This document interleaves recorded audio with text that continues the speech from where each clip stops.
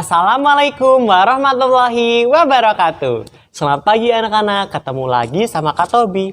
Oh iya, tadi anak-anak sudah lihat video banjir sayang ya? Wah, ngeri banget sayang ya. Di sana warga-warganya kehilangan tempat tinggal, rumahnya terendam banjir. Nah, hari ini Kak Tobi mau bercerita tentang banjir. Di suatu tempat yang asri, terdapat sebuah desa. Desa itu bernama Desa Permai. Di sana penduduknya sangat ramai sekali. Namun di desa itu masih terdapat ladang, sawah, dan di desa itu masih banyak burung berkicauan dan juga hutan di sana masih tersebar luas. Sungguh permai desa itu. Suatu hari, ketika Susi hendak pergi ke sekolah, Susi melihat Amri membuang sampah di sungai. Susi pun segera menghampiri Amri untuk memberitahu bahwa tidak boleh membuang sampah di sungai. Hei, jangan membuang sampah di sungai. Emang kenapa kalau aku buang sampah di sungai? Kata ibu aku, kalau kita membuang sampah di sungai, maka sungai akan tersumbat oleh sampah-sampah itu. Dan airnya tidak dapat mengalir. Nah, ketika musim hujan, maka dapat terjadinya banjir. Oh begitu, baiklah mulai hari ini aku tidak akan membuang sampah sembarangan lagi. Karena banyak orang yang membuang sampah sembarangan, Susi pun mulai gelisah. Terlebih musim hujan sebentar lagi akan tiba. Ia melihat sungai di desanya sudah dipenuhi oleh sampah dengan bau air yang tidak sedap. Dulu, sebelum banyak orang yang membuang sampah di sungai, setiap pagi Susi melihat banyak orang memancing di sungai itu. Namun sekarang, semenjak banyak sungai di desa itu, masyarakat tidak ada yang memancing di sana. Karena ikan-ikan tidak mau hidup di sungai itu, karena sungainya kotor dan airnya bau. Musim penghujan pun tiba. Angin bertiup sangat kencang, kilat menyambar-nyambar, dan hujan begitu lebat. Amri tidak berani keluar rumah. Ia hanya berani mengintip keadaan di luar rumahnya dari jendela kamarnya. Wush, wush, dor! Suara angin disertai kilat yang menyambar-nyambar sangat mengerikan sekali. Tak lama kemudian, Amri melihat genangan air di depan rumahnya. Dan ia segera memanggil ayahnya. Oke, sebelum Kak Tobi lanjutin ceritanya, Kak Tobi punya lagu tentang hujan. Anak-anak boleh ikutin gerakannya sama ikut nyanyi sayang ya. Lagunya seperti ini. Halilintar, petir yang menggelegar. Kilat sambar, pohon-pohon yang besar. Awan hitam, langit kelam, tanda datangnya hujan. Itulah bertanda akan datangnya hujan. Ayah, sepertinya akan terjadi banjir ya. Air di luar sudah mulai tinggi. Ya nak, ayo bantu ayah memindahkan barang-barang supaya tidak terkena air. Baik ya. Sekarang rumah Amri dan semua warga desa Permai terendam banjir. Ketika hujan reda, Amri dan ayahnya pergi ke balai desa untuk mengikuti pengarahan dari Pak Lurah dengan menaiki rakit buatan Pak Imron. Ternyata benar, penyebab banjir di desa Permai karena sungai di desa Permai tersumbat oleh sampah. Pak Lurah pun menghimbau semua warganya untuk tidak membuang sampah sembarangan lagi di sungai karena mereka sudah merasakan dampaknya. Setelah terjadi bencana banjir, warga desa Permai tidak ada lagi yang membuang sampah sembarangan. Mereka pun dapat memancing seperti biasanya di sungai itu seperti dahulu kala. Karena air di sungai sudah tidak bau lagi dan sungai di sana sudah bersih.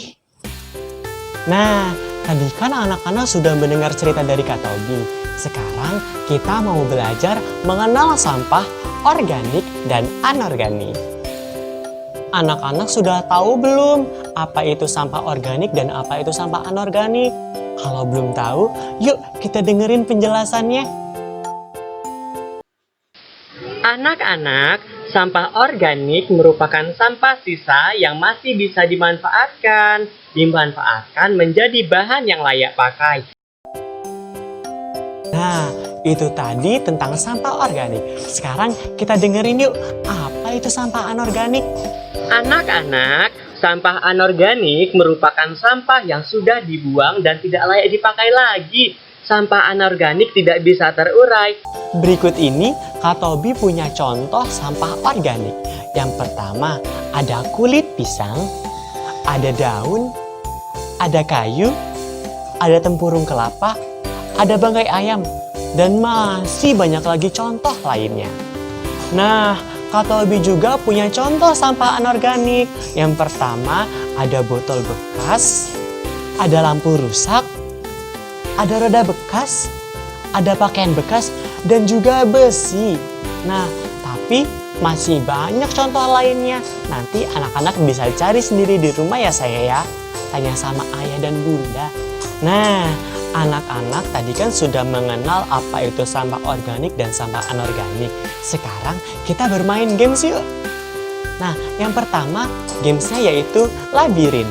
Jadi, anak-anak nanti bermain mencari jalan untuk membuang sampah.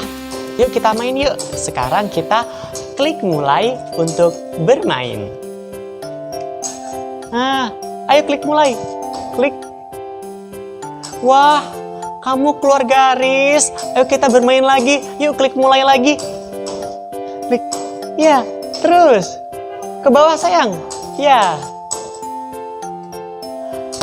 Wah, hebat. Kamu berhasil menemukan kotak sampahnya.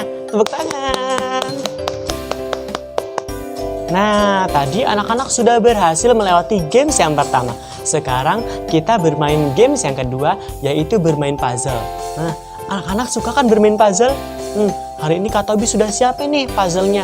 Puzzle-nya tentang apa? Ada yang bisa tebak? Aku adalah benda yang dapat menyimpan air untuk menyiram tanaman. Siapakah aku? Yuk, kita pilih gambar yang benar. Wah, benar. Ya. Ya, sudah terpasang 1. 3 lagi, sayang. Ah, bukan yang itu. Bukan yang itu. Ya, benar. 2 lagi. Ya, benar. Ya, benar. Kamu hebat.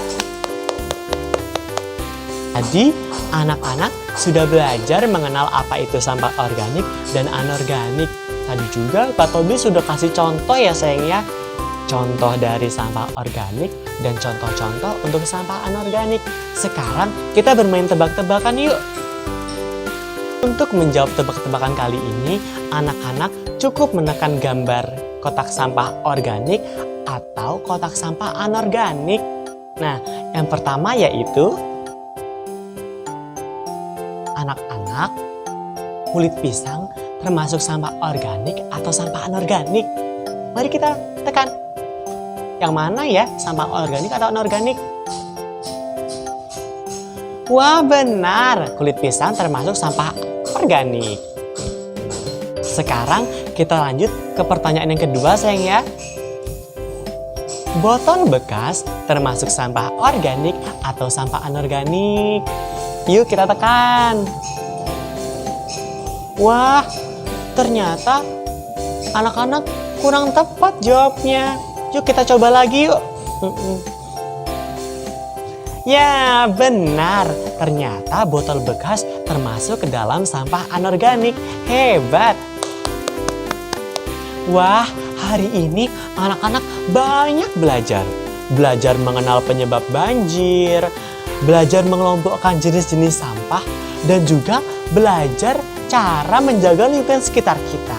Nah, ketika lingkungan kita menjadi bersih, maka kita akan hidup sehat dan nyaman. Cukup sekian belajar hari ini.